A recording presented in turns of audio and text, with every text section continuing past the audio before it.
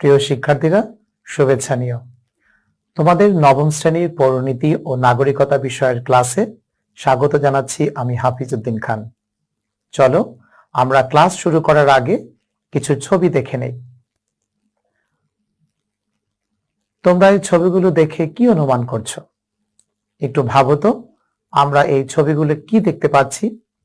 তাহলে আমরা আমাদের আজকের পাঠ সম্পর্কে বুঝতে পারবো আমাদের আজকের পাঠ কি হবে। তোমাদের এই ছবিগুলোতে আমরা একটি ছবিতে দেখতে পাচ্ছি রাজস্ব ভবন, অর্থাৎ আমরা যে কর ও খাজনা দিয়ে থাকি যে অফিস বা ভবনের মাধ্যমে সরকারি সেই প্রতিষ্ঠানটির ছবি। আরেকটি ছবিতে দেখতে পাচ্ছি একটি স্বচ্ছ ব্যালট বাক্স বা আমাদের ভোট গ্রহণের কাজে দরকার হয় যেই বাক্সটি, সেটি। এবার অনুমান করো আমাদের আজকের পাঠ। নিশ্চয়ই তোমরা বুঝতে পেরেছো আমাদের আজকের পাঠ।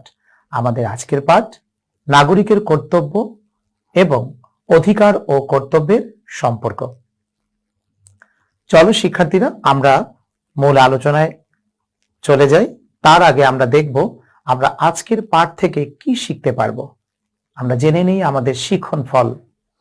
আমরা এই পাঠ শেষে শিখব নাগরিকের কর্তব্য বলতে কি বোঝায় তা এবং কর্তব্যের শ্রেণীবিভাগ ব্যাখ্যা করতে পারবো। সবশেষে অধিকার ও কর্তব্যের সম্পর্ক ব্যাখ্যা করতে পারবো। প্রিয় শিক্ষার্থীরা, প্রথমে আমরা জানব নাগরিকের কর্তব্য বলতে কি বুঝি।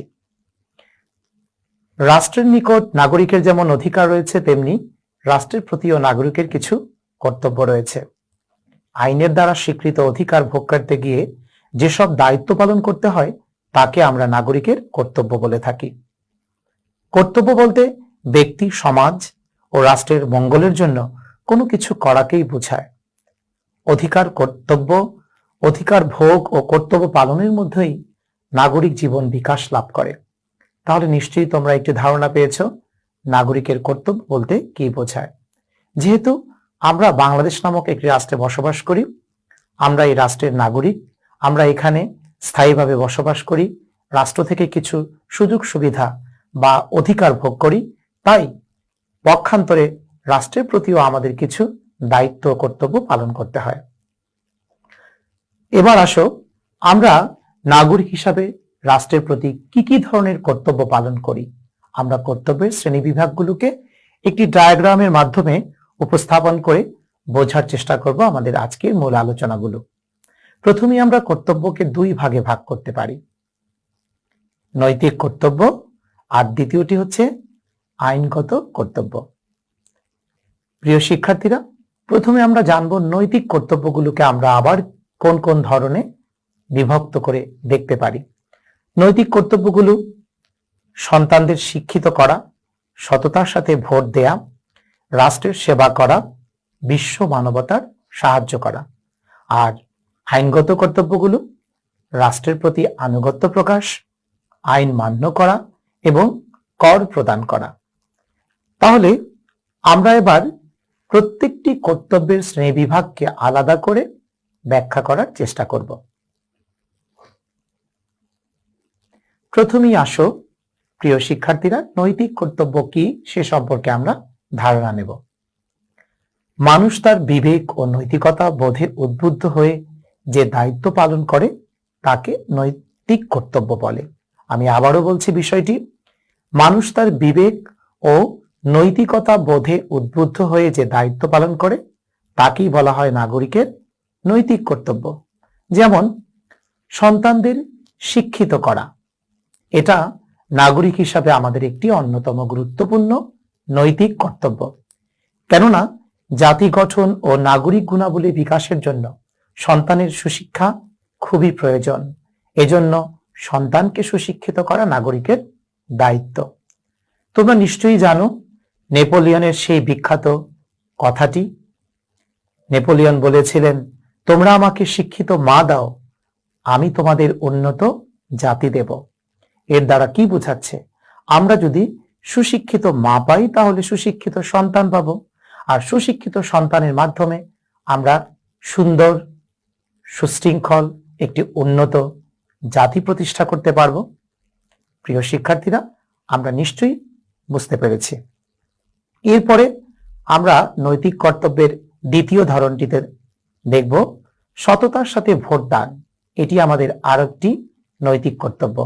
সুচিন্তিতভাবে সততার সাথে ভোট দান করা নাগরিকের অন্যতম কর্তব্য। আমরা নাগরিকবৃন্দ রাষ্ট্রের থেকে বিভিন্ন রাজনৈতিক, সামাজিক, অর্থনৈতিক অধিকার ভোগ করি। সেই সব অধিকার ভোগের পাশাপাশি আমাদের এই কর্তব্য ও দায়িত্ব পালন।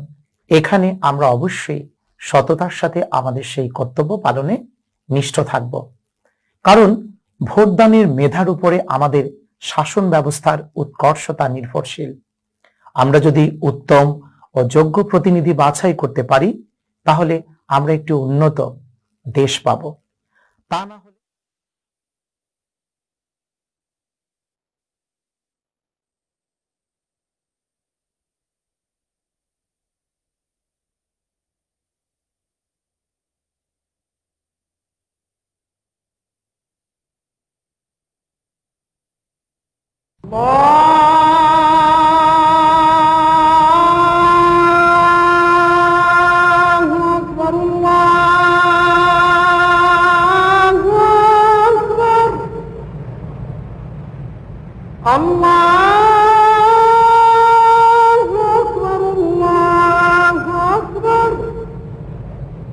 أشهد أن لا إله إلا الله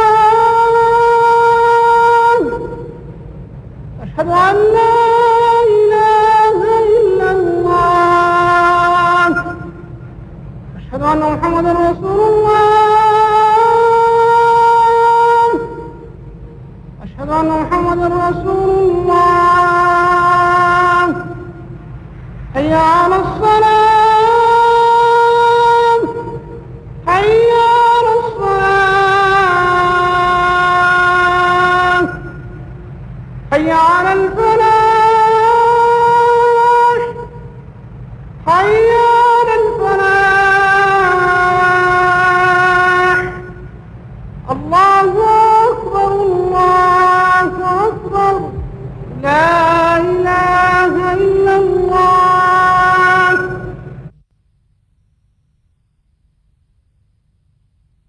اللهم رب هذه الدعوة التامة والصلاة القائمة آت محمدا الوسيلة والفضيلة والدرجة الرفيعة وابعثه مقاما محمودا الذي وعدته إنك لا تخلف الميعاد হে আল্লাহ, এই পরিপূর্ণ আহ্বান ও শাশ্বত নামাজের তুমি প্রভু।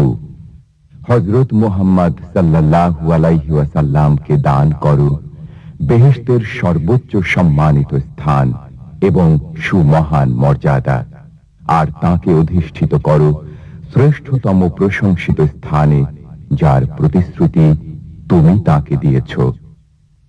নিশ্চয়ই তুমি প্রতিশ্রুতির ব্যতিক্রম করো না।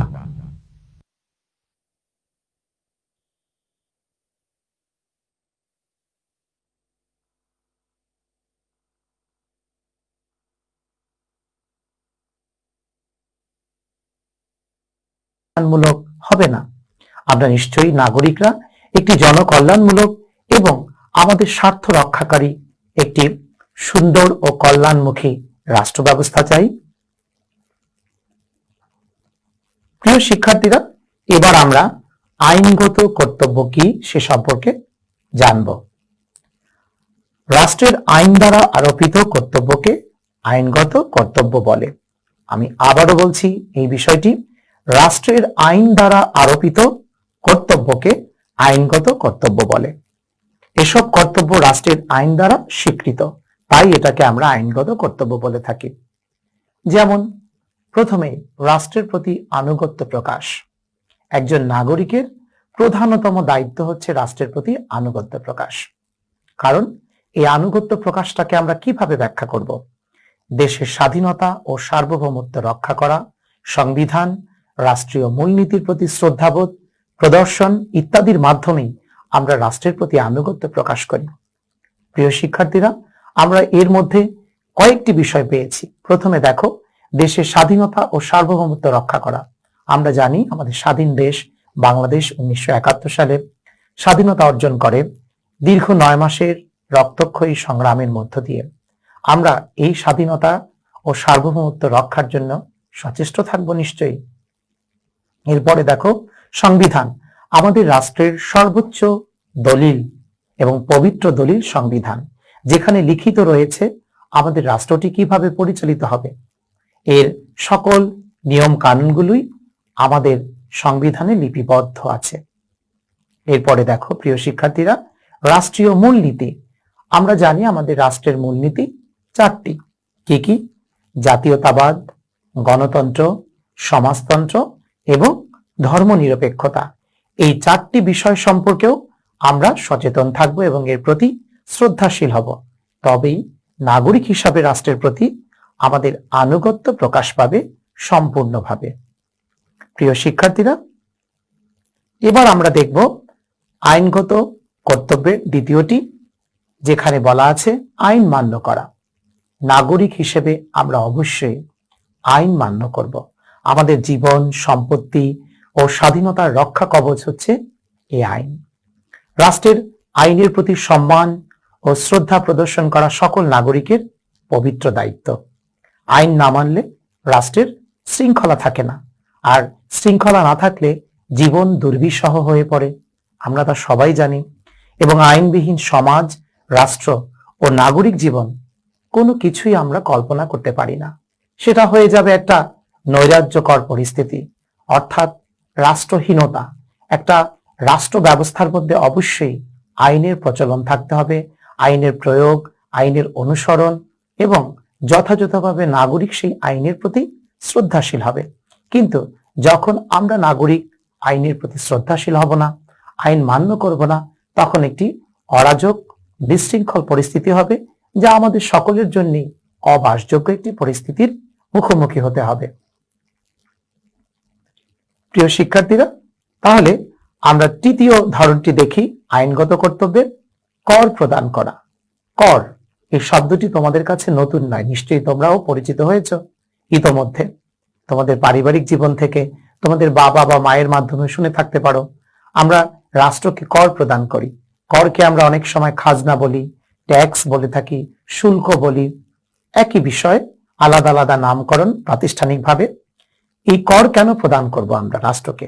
আমাদের দেশের প্রশাসন, প্রতিরক্ষা ও উন্নয়নমূলক কাজের জন্য আমরা মূলত রাষ্ট্রকে নিয়মিতভাবে কর প্রদান করে থাকি।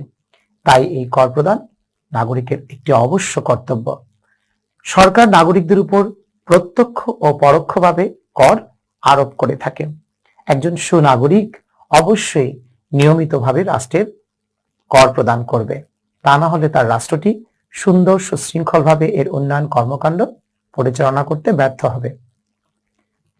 প্রিয় শিক্ষার্থীরা, এবার আমরা অধিকার ও কর্তব্যের সম্পর্ক আলোচনা করব। আমরা মূলত প্রথমে নাগরিকের অধিকার জেনেছি আমাদের গত ক্লাসগুলোতে, আমরা কর্তব্য সম্পর্কে জানলাম আজকের ক্লাসে। তাহলে এবার আমরা এই অধিকার ও কর্তব্যের একটি পারস্পরিক সম্পর্ক রয়েছে, সেই বিষয়ে একটু বিশ্লেষণমূলক আলোচনা করব। আমরা জানি অধিকার ও কর্তব্য ঘনিষ্ঠভাবে সম্পর্কযুক্ত। যখনই যেখানে তুমি অধিকার বা সুযোগ গ্রহণ করবে, তখন সেখানে নিশ্চয়ই তোমার কর্তব্য পালনের বিষয়টি চলে আসবে। কারণ আমরা তো জানি কিছু পেতে হলে কিছু দিতে হয়, এটা তো পৃথিবীর সাধারণ নিয়ম। তাই অধিকার ও কর্তব্য শব্দগত দিক হতে ভিন্ন হলেও তাৎপর্যগত দিক থেকে এটা কিন্তু অভিন্ন। অর্থাৎ অধিকার ও কর্তব্য একে অপরের সাথে অঙ্গাঙ্গিভাবে সম্পর্কযুক্ত। যেখানেই অধিকার থাকবে সেখানেই কর্তব্য পালনের বিষয়টি আসবে। তাহলে আমরা এর এই অভিন্ন সম্পর্কটিকে বিশ্লেষণ করি। প্রথমে দেখো, অধিকারের মধ্যেই কর্তব্য নিহিত। আমরা এর দ্বারা কি বুঝি? কেউ যদি কোনো অধিকার ভোগ করতে চায়, তবে তাকে কর্তব্য পালন করেই সেই অধিকার ভোগ করতে হয়। যেমন কেউ যদি ভোটদানের অধিকার ভোগ করতে চায়, তবে তাকে ভোটাধিকার প্রয়োগ করতে হয়, অর্থাৎ ভোট দিতে হয়। তাহলে দেখো, ভোটদান একটি অধিকার, আর ভোটাধিকার প্রয়োগ করা একটি কর্তব্য।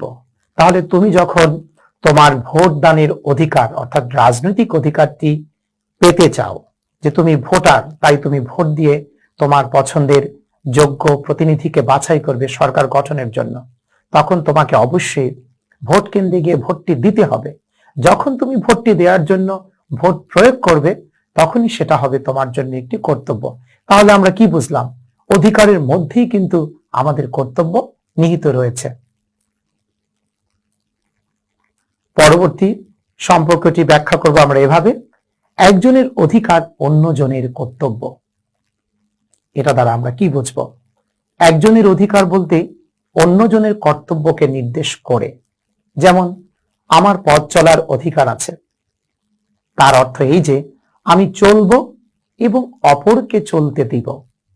আবার আমি যখন চলবো তখন অন্যজনও আমাকে চলার জন্য পথ করে দিবে। তার মানে অধিকার ও কর্তব্যের সম্পর্ক অত্যন্ত নিবিড়। নিশ্চয়ই বন্ধুরা, তোমরা বিষয়টি বুঝতে পেরেছ যে একজনের অধিকারের মধ্যেই কিন্তু অন্যজনের কর্তব্য নিহিত রয়েছে। আমি যখন রাস্তায় হাঁটবো তখন যেন অন্যজনের চলার অধিকার ক্ষুণ্ণ না হয়, সে ব্যাপারে সচেতন থাকাটাই এখানে একজনের অধিকার প্রয়োগের সাথে সাথে আরেকজনের কর্তব্যের প্রতি সম্মান বা আরেকজনের কর্তব্য পালনের সুযোগ সৃষ্টি, এবং আমার কর্তব্য পালনেও আরেকজন অধিকার গ্রহণ করবে। এরপরে দেখো সম্পর্কের তৃতীয় বিষয়টি, রাষ্ট্রের প্রতি কর্তব্য পালন করলে নাগরিক অধিকার পাওয়া যায়। আবারও বলছি, রাষ্ট্রের প্রতি কর্তব্য পালন করলে নাগরিক অধিকার পাওয়া যায়। এখানে রাষ্ট্রের প্রতি কর্তব্য পালন অর্থাৎ রাষ্ট্র বিষয়টি চলে আসবে। আমরা একটি উদাহরণের মাধ্যমে বুঝি। আমরা যখন রাষ্ট্র প্রদত্ত সামাজিক, রাজনৈতিক, অর্থনৈতিক অধিকার ভোগ করি, তার বিনিময়ে আমরা রাষ্ট্রের প্রতি অনুগত থাকি, আইন মান্য করি, রাষ্ট্রকে কর প্রদান করি ইত্যাদি। অর্থাৎ কর্তব্য পালনের মাধ্যমেই আমরা রাষ্ট্র প্রদত্ত অধিকার ভোগ করে থাকি। তাহলে এখানে রাষ্ট্রের প্রতি কর্তব্য পালন ও অধিকার দুটো একই সাথে সম্পর্কযুক্ত এবং খুবই ঘনিষ্ঠভাবে সম্পর্কযুক্ত। প্রিয় শিক্ষার্থীরা, চতুর্থ সম্পর্কটি অধিকার ও কর্তব্য সমাজ হতে উদ্ভূত। অধিকার ও কর্তব্য সমাজবোধ থেকে এসেছে। যেমন সমাজের সদস্য হিসাবে আমরা শিক্ষা লাভের অধিকার ভোগ করি এবং সমাজের কল্যাণে আমাদের অর্জিত শিক্ষাকে প্রয়োগ করে আমরা আবার তা সমাজের উন্নয়নে কাজে লাগাই। শিক্ষা লাভ আমাদের অধিকার, আর শিক্ষা লাভের মাধ্যমে অর্জিত শিক্ষা প্রয়োগ করাটা হচ্ছে আমাদের কর্তব্য। তুমি এখন শিক্ষা গ্রহণ করছো, এটা তোমার অধিকার। তুমি সুশিক্ষিত নাগরিকে পরিণত হয়ে রাষ্ট্রের বিভিন্ন প্রতিষ্ঠানে যখন দায়িত্ব গ্রহণ করবে, তখন সেই দায়িত্ব পালন করাটা হবে তোমার সেই শিক্ষার প্রয়োগ, সেটা হয়ে যাবে তখন তোমার জন্য কর্তব্য। নিশ্চয়ই শিক্ষার্থীরা, তোমরা বিষয়টি সহজে বুঝতে পেরেছ। তাহলে এবার দেখি আমরা আমাদের পাঠ শেষে আজকে কি শিখলাম।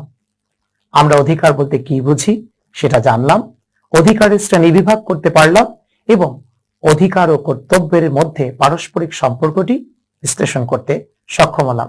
নিশ্চয়ই প্রিয় শিক্ষার্থীরা, তোমরা বুঝতে পেরেছ। আমরা আজ বাড়ির কাজ দেব। আইনগত ও নৈতিক কর্তব্যের পার্থক্য কি? আরেকটি প্রশ্ন, কর্তব্য পালন ব্যতীত অধিকার ভোগ করা যায় না, বিশ্লেষণ করো। তোমাদের পাঠ্যপুস্তকের আলোকে এই বাড়ির কাজটি তোমরা তৈরি করবে এবং স্কুল খোলার পর তুমি তোমার বিষয় শিক্ষককে দেখিয়ে তোমার মূল্যায়ন জেনে নিবে। প্রিয় শিক্ষার্থীরা, তোমাদের যদি এই ক্লাসটি ভালো লেগে থাকে তাহলে তোমরা আমার ঘরে আমার স্কুল পেজে ভিজিট করতে পারো এবং ইউটিউব চ্যানেলও ভিজিট করতে পারো। তোমাদের যদি কারো কোনো প্রশ্ন থাকে এই পাঠ সম্পর্কিত, তাহলে তোমরা আমাদেরকে ইমেল করতে পারো, আমরা তোমাদের প্রশ্নের উত্তর দেব যথাসাধ্য। প্রিয় শিক্ষার্থীরা, এবার আমরা পাঠের শেষ পর্যায়ে চলে এসেছি। তোমরা সরকারি স্বাস্থ্য বিধি মেনে বাড়িতে অবস্থান করবে, সুস্থ সুন্দরভাবে জীবন যাপন করবে এবং বাড়ির কাজগুলো করবে, পড়াশোনা করবে মন দিয়ে। তোমাদের সবাইকে ধন্যবাদ জানিয়ে আজকের ক্লাস শেষ করছি। ভালো থেকো, সুস্থ থেকো।